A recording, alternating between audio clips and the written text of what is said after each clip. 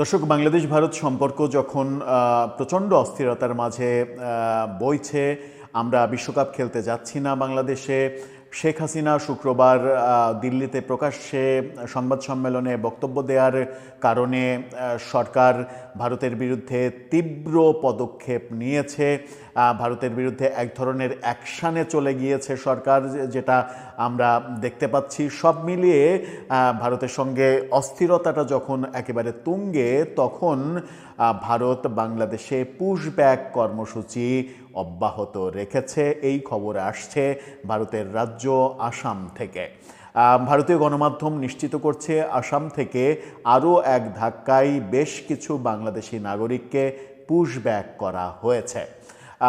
এই পুশব্যাক যেটা করা হলো, ইন্টারেস্টিংলি, যখন বাংলাদেশের এক নেতা, এনসিপি নেতা হাসনাত আবদুল্লাহ কিছুদিন আগে একটি বক্তব্যে দাবি করেছিলেন ভারত 30,000 আওয়ামী লীগের নেতাকর্মীদের অবৈধভাবে থাকতে দিয়েছে, আশ্রয় দিয়েছে, এই অভিযোগ যখন করেছিলেন, তখন প্রশ্ন আসেই যে আসাম যখন পুশব্যাক করছে সঠিক কাগজপত্র এবং তথ্য উপাত্তের অভাবের কারণে, ভুয়া এন্ট্রির কারণে, তখন তারা আওয়ামী লীগের এত অবৈধভাবে থাকা নেতাকর্মীদের ব্যাপারে এত বেশি উদার কেন? যদি হাসনাত আবদুল্লাহর দাবি সত্য হয়, 30,000 আওয়ামী লীগ নেতাকর্মী যদি ভারতে অবস্থান করে থাকে, তাদেরকেও তো ভারত পুশব্যাক করতে পারে। কিন্তু ইন্টারেস্টিংলি সেটা হচ্ছে না। তার মানে আওয়ামী লীগকে পুরোপুরি ব্যাগ দিচ্ছে ভারত। কি ঘটলো আসামে? কেন পুশব্যাক করা হচ্ছে? ভারতীয় গণমাধ্যম কি বলছে? চলুন একটু জেনে দেখি এই ভিডিওতে। থাকবেন পলিটিক্স টিভির নিয়মিত আয়োজনে।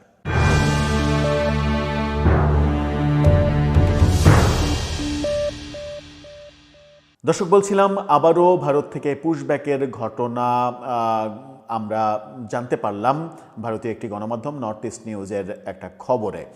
তারা শিরোনাম করেছে, যেটা তাদের শিরোনামটা দেখে নিন। ইংরেজি গণমাধ্যম তাদের শিরোনামের বাংলা করলে যেটা দাঁড়ায় সেটা হচ্ছে যে আসামে বাংলাদেশ থেকে আসা 15 জন অবৈধ অভিবাসীকে ফেরত পাঠানো হয়েছে, জানিয়েছেন মুখ্যমন্ত্রী। আসামের মুখ্যমন্ত্রী এটা নিশ্চিত করেছেন গণমাধ্যমকে।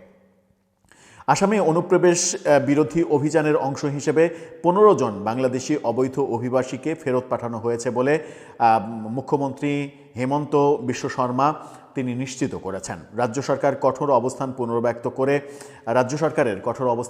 পুনর্ব্যক্ত করে শর্মা বলেছেন, যারা অবৈধভাবে আসামে প্রবেশ করছে তাদের বিরুদ্ধে কঠোর ব্যবস্থা অব্যাহত থাকবে।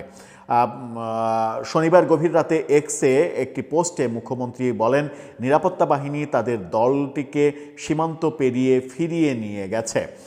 আসামে দেরি রাতের পার্টি হয় না, কেবল দেরি রাতের পার্টিতে ফিরে আসে। ঠিক তাই ঘটেছে যখন 15 জন অবৈধ বাংলাদেশিকে আমাদের সতর্ক বাহিনী সহজেই বাংলাদেশে ফিরিয়ে নিয়ে গেছে, শর্মা লিখেছেন। তিনি আরও লিখেছেন যে সীমান্ত নিরাপত্তা সংস্থাগুলি সতর্ক এবং পদক্ষেপ নেওয়ার জন্য সম্পূর্ণ প্রস্তুত রয়েছে। অর্থাৎ তাদের সীমান্তে টহল আরও বেশি জোরদার করা হয়েছে। তবে মুখ্যমন্ত্রী কোন জেলা থেকে ব্যক্তিদের তাড়িয়ে দেওয়া হয়েছে তা প্রকাশ করেননি।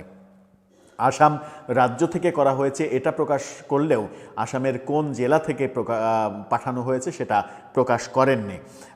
সাম্প্রতিক মাসগুলোতে আসাম তার আন্তর্জাতিক সীমান্তে ব্যবস্থা জোরদার করেছে। কর্তৃপক্ষ বাংলাদেশ থেকে অবৈধ অভিবাসন রোধে নজরদারি এবং প্রয়োগ জোরদার করেছে, অর্থাৎ পুশব্যাক প্রয়োগ জোরদার করেছে, এটা বলতে চাইছে।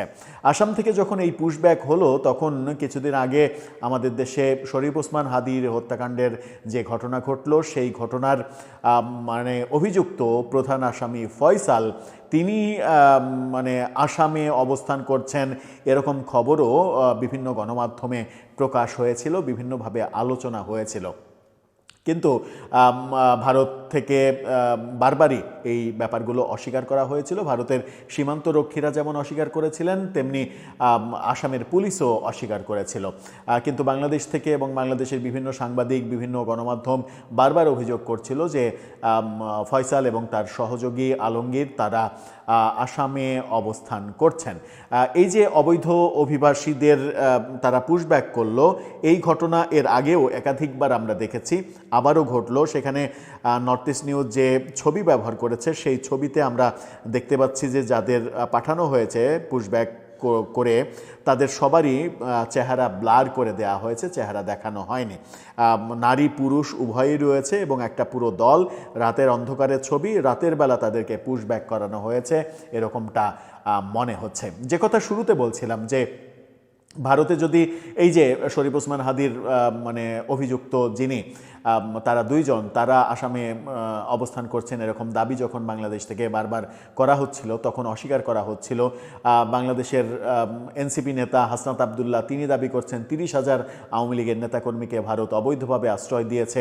সেই দাবি করে হুমকি দিয়েছিলেন যে আমরাও ভারতের বিচ্ছিন্নতাবাদীদের আশ্রয় দেব, প্রশ্রয় দেব এবং ভারতের 7 সিস্টার্সকে ভারত থেকে আলাদা করে দেব। এই যে কথাগুলো হচ্ছিল, 30,000 আওয়ামী লীগের নেতাকর্মী যদি ভারতে গিয়ে থাকে, বেশিরভাগই তো গিয়েছেন অবৈধ পথে এবং বেশিরভাগেরই ভিসা কাগজ টাগজ এগুলো নেই, তাহলে তাদের ব্যাপারে ভারত এই পুশব্যাকের পদক্ষেপ নিচ্ছে না কেন?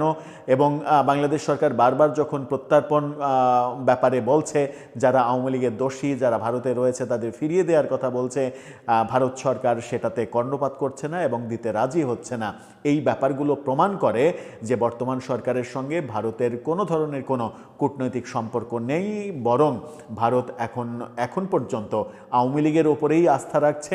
পরবর্তী নির্বাচনে অবশ্য তাদের বিভিন্ন সিগনালে বোঝা গেছে যে তারা চাইছে পরবর্তী নির্বাচনে তারেক রহমানের নেতৃত্বে বিএনপি বাংলাদেশের রাষ্ট্র ক্ষমতায় আসুক এবং একটা রাষ্ট্র ক্ষমতায় আসার পরে একটা ইনক্লুসিভ পরিবেশ তৈরি করুক এবং সম্ভবত সেই সমঝোতার ভিত্তিতে আস্তে আস্তে আওয়ামী লীগকে মোটামুটি গ্রহণযোগ্য একটা পর্যায়ে নিয়ে যাবে এবং আওয়ামী লীগ যেন আবার রাজনীতিতে ফিরতে পারে সেরকম একটা প্রক্রিয়া ভারত সরকার হয়তো তৈরি করার চেষ্টা করবে।